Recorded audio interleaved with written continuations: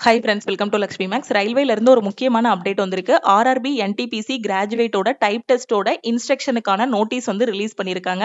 Type test வந்து 28 December 2025 நடக்க போகுது. உங்களுக்கான சிட்டி இன்டிமேஷனை ஆர்ஆர்பி வெப்சைட்ல போயிட்டு registration number, date of birth enter பண்ணி நீங்க வந்து செக் பண்ணிக்கலாம். இந்த டைப் டெஸ்ட் இங்கிலீஷ் அண்ட் ஹிந்தியில நடக்க போகுது. நம்ம ஸ்டூடெண்ட்ஸ் எல்லாருமே கண்டிப்பா இங்கிலீஷ்ல தான் அந்த டெஸ்ட் அட்டன் பண்ணுவீங்க. ஸோ இங்கிலீஷ்ல அட்டன் பண்றதுக்கு உங்களுக்கு 10 மினிட்ஸ் வந்து டைம் கொடுப்பாங்க. இந்த 10 மினிட்ஸ்ல 300 வேர்ட்ஸ் வந்து நீங்க தப்பே இல்லாம டைப் பண்ணணும். மினிமம் 300 வேர்ட்ஸ் மிஸ்டேக்கே இல்லாம நீங்க டைப் பண்ணிட்டீங்கன்னா இந்த டெஸ்ட்ல வந்து குவாலிஃபை ஆகிடலாம்.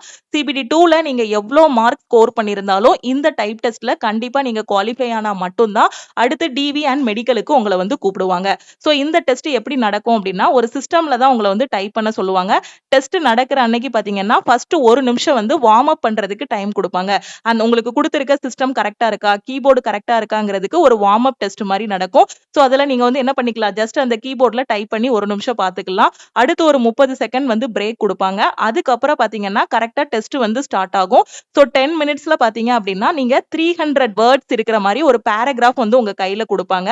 அதை பார்த்து நீங்க வந்து டைப் பண்ணணும். அப்போ கொடுத்திருக்க 10 மினிட்ஸ்க்கு முன்னாடியே நான் அந்த பேராகிராஃபை டைப் பண்ணிட்டேன் அப்படின்னா என்ன பண்ணணும் அப்படின்னா, அகைன் நீங்க என்ன பண்ணிக்கலாம்னா அந்த பேராகிராஃபை முதல்ல இருந்து டைப் பண்ணலாம். அப்போ 10 நிமிஷம் முடிவுல சில பேர் 300 வேர்ட்ஸ் தான் டைப் பண்ணிருப்பாங்க, சில பேர் 400, சில பேர் 500 வேர்ட்ஸ் டைப் பண்ணிருப்பாங்க.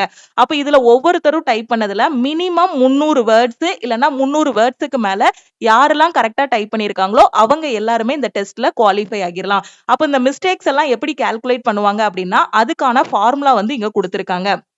ஓகே, நீங்க டைப் பண்ணிருக்க வேர்ட்ஸ்ல 5% மிஸ்டேக்ஸ் வந்து அவங்க என்ன பண்ணுவாங்கன்னா இக்னோர் பண்ணிடுவாங்க.